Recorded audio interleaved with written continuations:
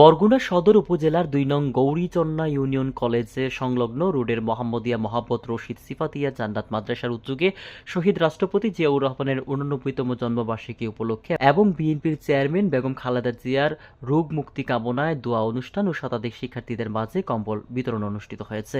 রোববার গৌরীচন্না কেন্দ্রীয় জামে মসজিদের সভাপতি আলহাজ ইউসুফ আলী মল্লিকের সভাপতিত্বে প্রধান অতিথির বক্তব্য রাখেন বরগুনা জেলা বিএনপির সাবেক সহসভাপতি এবং মোহাম্মদিয়া মহাব্বত রশিদিয়া সিফাতিয়া জান্নাত মাদ্রাসার প্রতিষ্ঠাতা মোহাম্মদ ফজলুল হক মাস্টার। শহীদ রাষ্ট্রপতি জিয়াউর রহমানের মাগফিরাত কামনা করে বলেন, কোটা বিরোধী ছাত্র জনতার আন্দোলনের মাধ্যমে তারা এদেশকে মুক্ত করেছে।